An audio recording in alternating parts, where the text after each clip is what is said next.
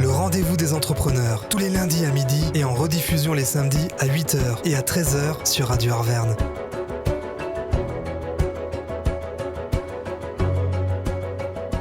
Bonjour et bienvenue. Radio Arverne vous accueille à nouveau avec cette émission Le Rendez-vous des entrepreneurs. Chaque semaine, je reçois un dirigeant qui va nous raconter son parcours et ce parcours, il va être multiple aujourd'hui avec Didier Hatch, dirigeant de Biosilicium. Didier, bonjour. Bonjour Marie-Luce. Et tout d'abord, avant de débuter l'émission, bien sûr, rappeler que nous sommes toujours hors studio, que nous sommes toujours en enregistrement en visio, ce qui va peut-être expliquer parfois certains décalages pour nos auditeurs, mais que nous essayons de faire toujours le mieux pour vous faire partager des parcours de vie d'entreprise et des passions surtout. Alors, la vôtre, Didier, je vous laisse nous raconter déjà qui vous êtes et d'où vous venez. Oui, donc j'ai un peu un parcours atypique parce que je viens plutôt du domaine de la biologie, plutôt teinté biologie moléculaire, et qu'au fur et à mesure de mon parcours professionnel, je me suis réorienté vers l'informatique, le développement logiciel, pour aboutir en 2015 à la création de la structure Biosilicium telle qu'elle est aujourd'hui. Et Biosilicium, dans tout ça, c'est un peu court, là, on y va? Du coup, Biosilicium, en fait, c'est une société d'édition de logiciels. On édite plusieurs gammes de logiciels. La première qui est notre gamme historique, c'est un progiciel de gestion qui est dédié à une niche qui est la criminalistique. En fait, nos clients, c'est la police de certains États européens, c'est des laboratoires d'identification génétique, des instituts de médecine légale. Et nos logiciels les accompagnent finalement dans la gestion de toute l'information qu'ils ont besoin de traiter en partant des réquisitions, des scellés, des prélèvements, jusqu'aux résultats d'analyse, résultats de comparaison, identification de personnes et à l'édition de rapports d'expertise. Et finalement, fort de cette expérience dans ce domaine, on a cherché à conquérir de nouveaux marchés et on a lancé un nouveau produit, un nouveau progiciel BSQHSE sur le domaine de la santé, plus particulièrement sur le domaine de l'hygiène-sécurité. Domaine dans lequel on va accompagner les sociétés dans le suivi de la protection des salariés, dans l'analyse des risques professionnels, de la prévention et de l'accompagnement de ces structures sur la mise en place des processus qualité. Alors, vous parlez de criminalité et de suivi. Alors, Biosilicium, ça fait un peu monde pharmaceutique, un peu. C'est quoi le lien entre les deux, là, exactement? En fait, l'origine du nom Biosilicium, c'est un petit peu la double compétence que j'essaie de cultiver au sein de la structure, qui est finalement, de par mon passé, d'un côté cet aspect biologie, connaissance du domaine de la santé, et de l'autre côté aussi connaissance de l'informatique. En fait, je suis tombé dedans quand j'étais petit. Le premier ordinateur, je crois que les premiers programmes, c'était à l'âge de 5 ans. Donc, voilà, l'expérience s'est accumulée dans un domaine personnel pour rejoindre le domaine professionnel. Et quand vous évoquez cette notion de criminalité, alors c'est quoi? C'est à la James Bond? C'est FBI? C'est quoi? Alors malheureusement, ça se passe pas comme à la télé. Les analyses prennent un petit peu plus de temps, sont faites avec un petit peu plus de rigueur. Donc ça va vraiment dépendre des domaines. On a 4 grands domaines. Le premier, ça va être la thanatologie, donc l'étude de la mort. Donc ça va concerner les instituts de médecine légale. Donc tout ce qui va tourner autour de la gestion des données, des autopsies, des identifications des personnes. On a l'identification génétique avec tout ce qui est en rapport avec les affaires pénales, mais aussi les affaires civiles pour les paternités, les études de filiation. L'axe toxicologique, on va de nouveau être sur de l'analyse. donc que ça peut être du stupéfiant ou autre.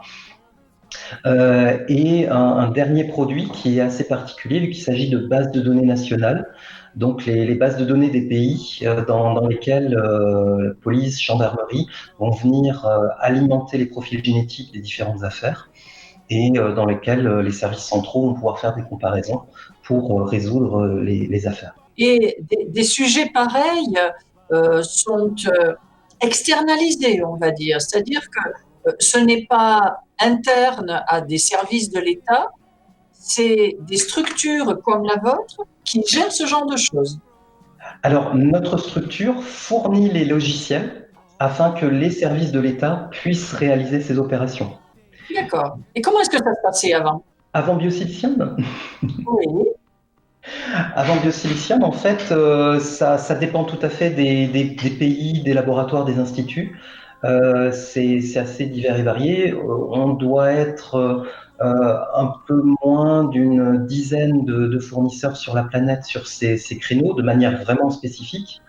Donc, soit les clients passaient par d'autres sociétés, ou soit les clients réalisaient les développements en interne.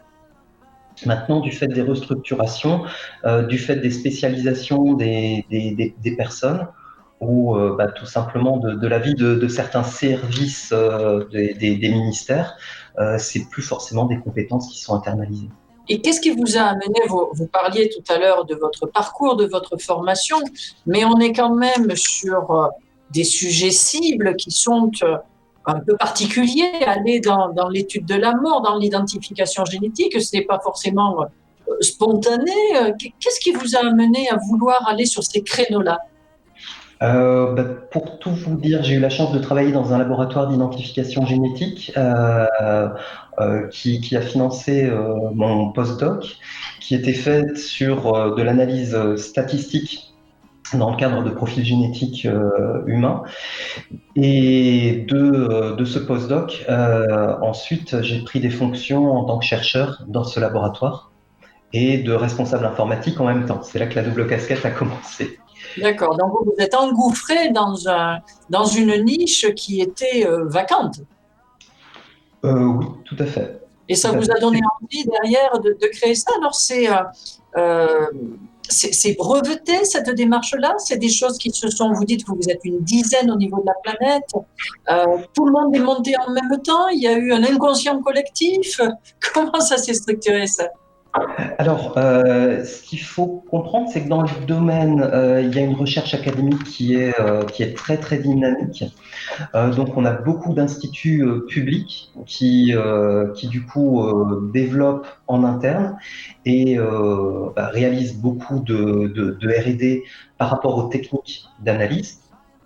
Ensuite, les entreprises comme la nôtre sont sur la production de logiciels axés sur la gestion des données et sur l'interprétation et l'analyse de données.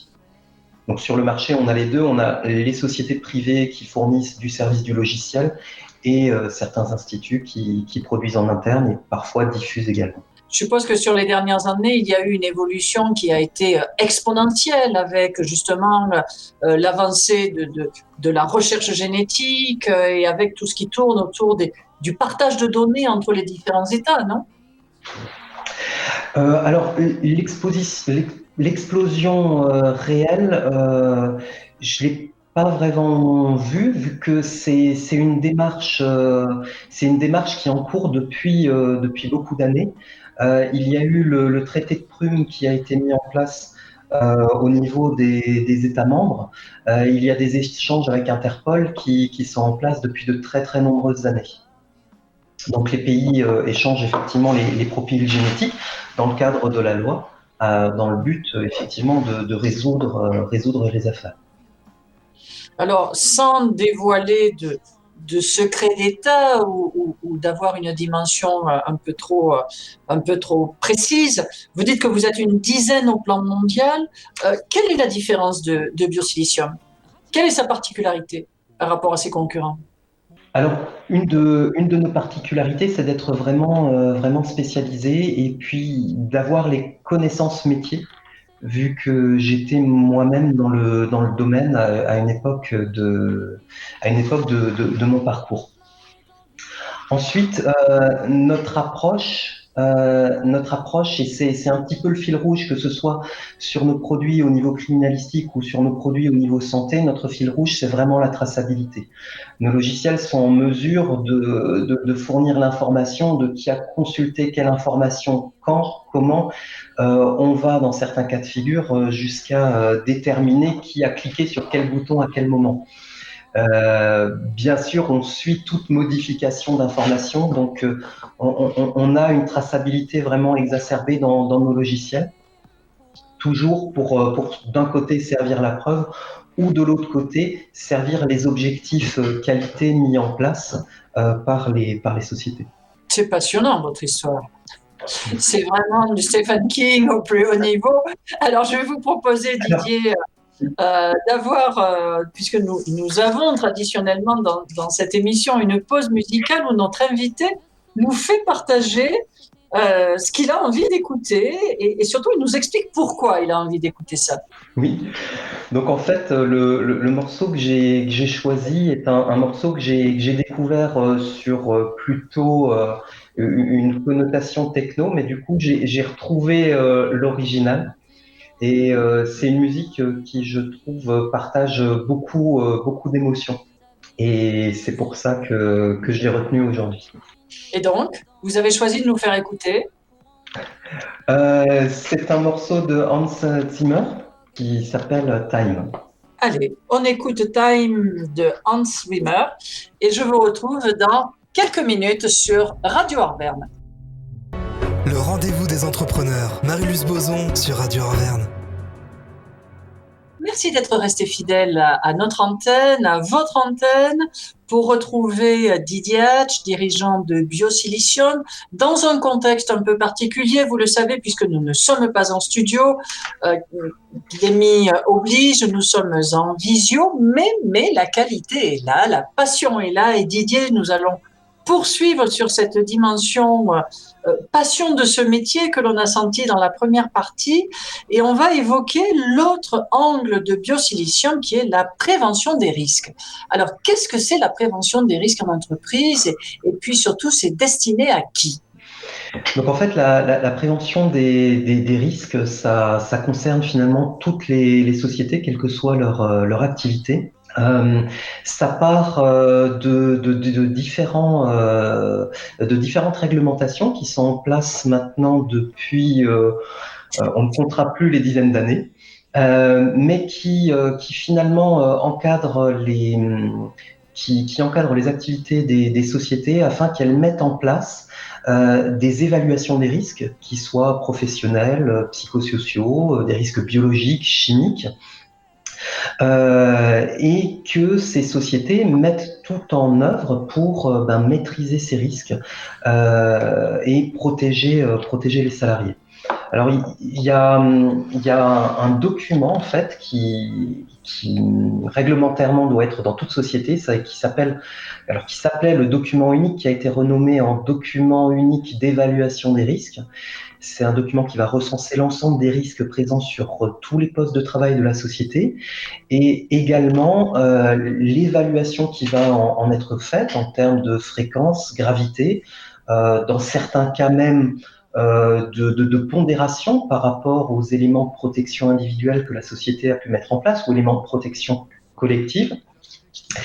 Et en fonction en fait des activités que l'on peut avoir, ce document revêt un caractère assez complexe. Certaines structures disposent de services entiers avec des dizaines de personnes qui travaillent sur cette activité, mais je le rappelle, ça peut aller de l'entreprise unipersonnelle jusqu'au grand groupe, et toutes les sociétés doivent mettre ça en place. On l'a vu d'ailleurs au niveau du Covid, avec la caisse primaire qui a conditionné certaines aides à la présence et surtout la mise à jour de ce document unique auprès de la mise à jour pour obtenir les aides. Et dans ce cadre-là, on publie un logiciel qui est disponible au format SaaS, donc directement sur Internet, sur tous les supports, que ce soit tablette, mobile ou ordinateur, qui va faciliter la mise en place de ce document unique, qui va faciliter toute l'évaluation des risques. Alors, on va être très large, on va parler des risques professionnels, des risques psychosociaux, de la pénibilité, risques biologiques, que ce soit Covid ou autre, risques chimiques, risques physiques avec de la radiation, par exemple. Et comme je le disais tout à l'heure, on a dans notre ADN vraiment cette notion de traçabilité. Donc, on va fournir un outil qui va faciliter la gestion de ce document, que ce soit à petite échelle pour des très petites entreprises de quelques salariés. Dans nos clients, on a des agences de communication, ou alors des grosses structures, que ce soit sur de l'agroalimentaire, de la recherche ou de l'industrie. Et on va couvrir ce document unique d'évaluation des risques.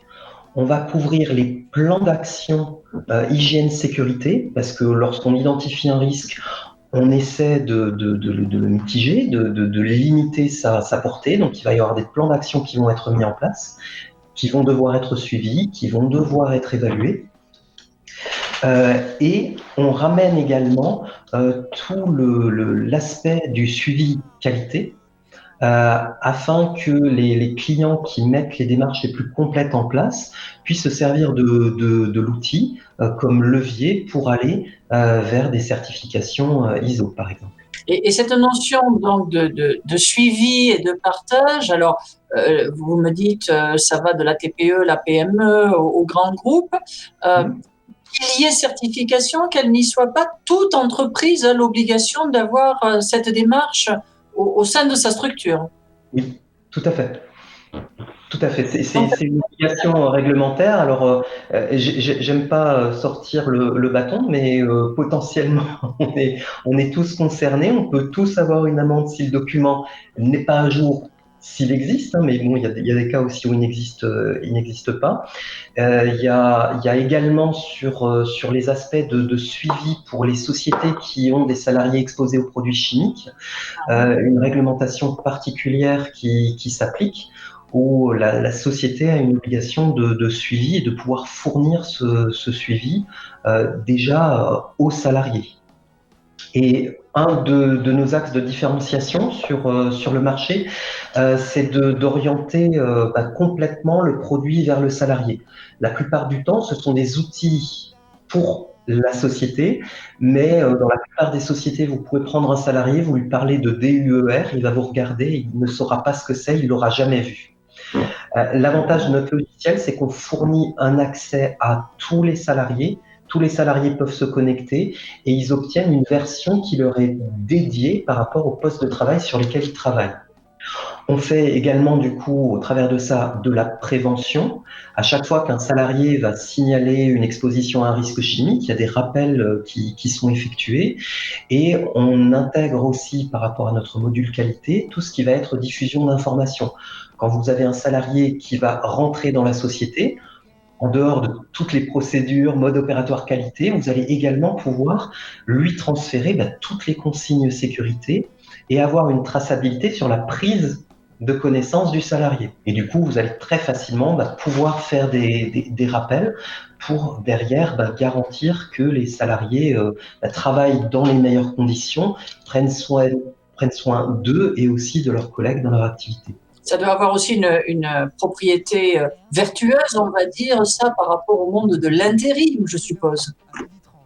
Oui, tout à fait, parce que lorsque vous avez beaucoup de salariés non permanents qui rentrent, qui sortent de la société, c'est un vrai défi logistique de, si je peux le dire comme ça, rester au carré au niveau administratif par rapport aux diffusions documentaires, mais aussi pour fournir aux salariés à la sortie de la société potentiellement un suivi de l'exposition qu'ils ont pu avoir, soit en termes de pénibilité, soit en termes de produits chimiques.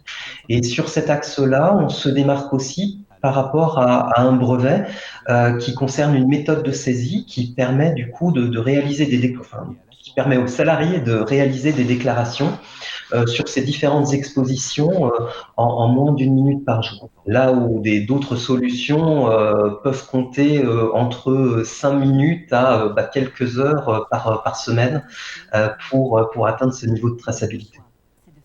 Ce qui veut dire que c'est un marché concurrentiel, ce marché de la prévention des risques? Alors, j'ai remis à jour notre étude concurrentielle il y a quelques semaines et globalement, en un an, on est passé d'une quarantaine de concurrents à plus de 80. C'est un marché qui est en croissance parce que c'est une culture qui n'a pas encore touché toutes les sociétés.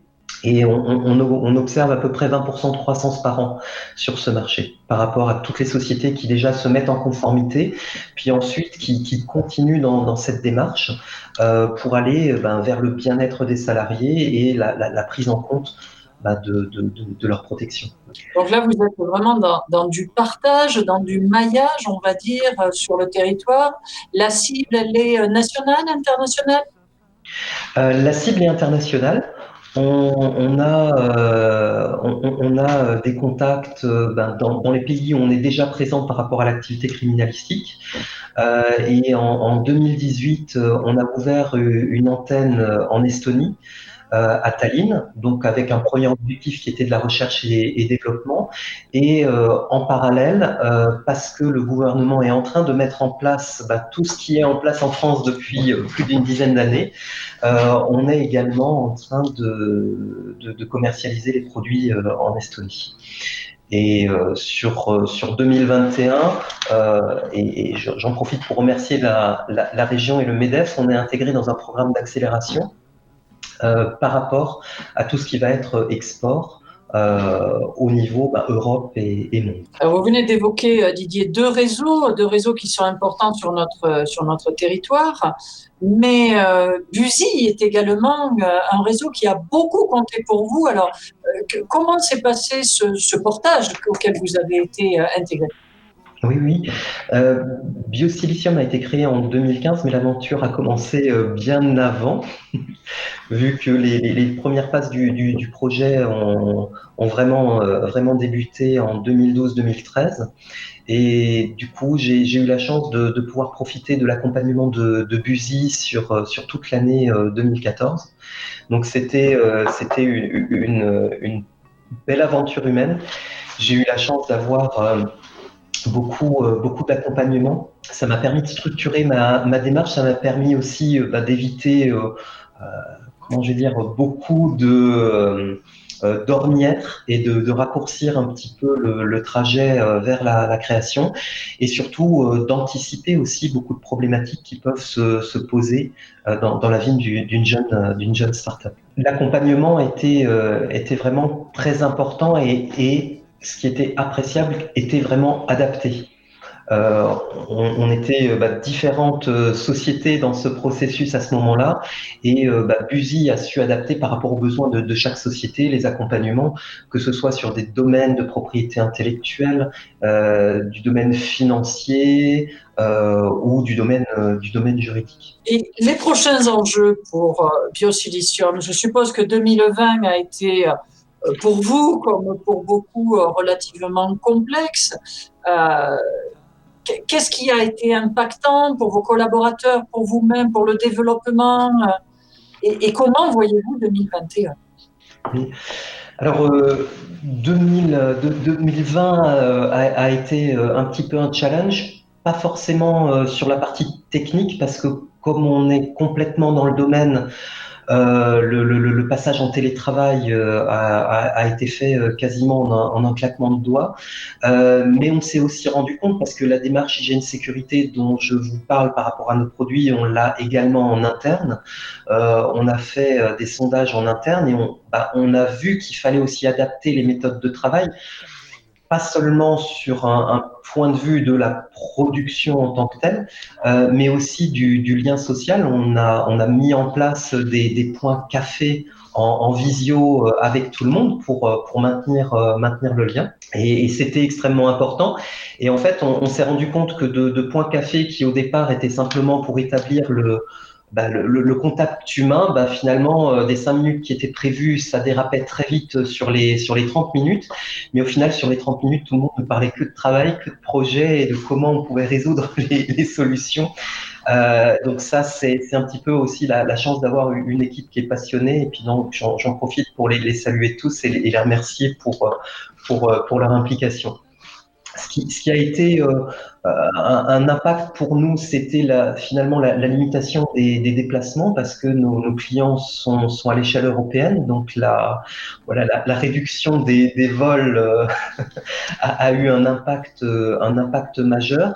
Mais à l'inverse, on en a tiré l'opportunité de pouvoir avancer parce que beaucoup de nos clients, par rapport à leurs contraintes de sécurité des réseaux au niveau État ou autre, n'autorisaient pas les visios. Et puis maintenant, voilà, beaucoup de choses ont avancé et la visio est l'outil de tous les jours pour communiquer. Donc ça, c'est un réel plus. 2021, ça va être le double challenge. On a eu la chance de pouvoir recruter des personnes. Donc, le démarrage en janvier va être un peu sur les chapeaux de roue. Donc, on a plusieurs défis sur la partie hygiène sécurité et également sur le développement européen. Et à côté de ça, on a aussi de la R&D qui va être challengé en 2021, mais ça, on en parlera peut-être en 2022. Eh bien, écoutez, ça sera l'occasion pour moi de vous recevoir peut-être pour présenter l'évolution mondiale de biosilicium, c'est ce que je souhaite de cœur. Ça me permet aussi de renouveler tous les vœux de l'équipe de Radio Envers, de nos auditeurs, et je les remercie de leur fidélité. Je vous dis à très bientôt avec un nouveau dirigeant dans l'émission Le Rendez-vous des entrepreneurs. À très bientôt. Merci.